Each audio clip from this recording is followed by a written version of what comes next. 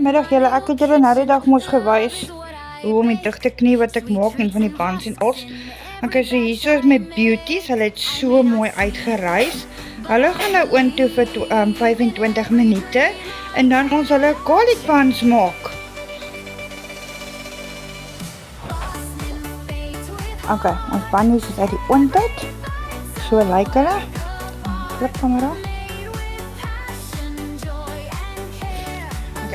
Hierdie bakkie het ek botter gesmelt. Jy moet nou maar werk op jou eie hoeveelhede, want dit gaan ook nou maar afhang van hoeveel bans jy het, né? Met lekker baie garlic en petersilie in.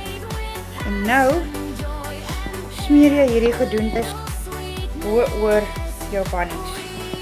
Jy sal sien die botter is nie heeltemal gesmelt soos in 'n paparysel nie.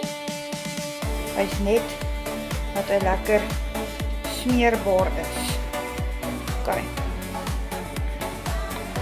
Cover nou al hierdie buns met hierdie bottertjies, botter, garlic en petersilie gedoente.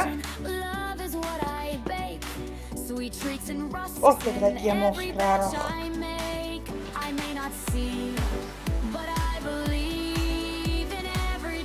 Okay.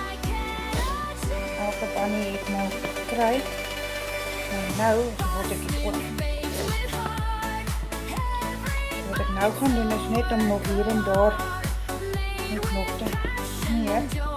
Ek gaan ook nog maar afhang van hoe baie garlic en goed jy wil op hê op jou bunnies. Maar dit is genoeg. Nou gaan jy die pannetjie terug oond toe vir net 5 minute. 5 minute haal jy hom uit en dan lyk jou garlic buns so. Julle, dit is baie goedkoper om jou eie buns te maak as om dit te loop koop. Onthou vir enige beskuit of koekie bestellings, my nommer is altyd in my bio en ek sit hom ook onder in elke video se caption. So as julle wil bestel, kontak my gerus.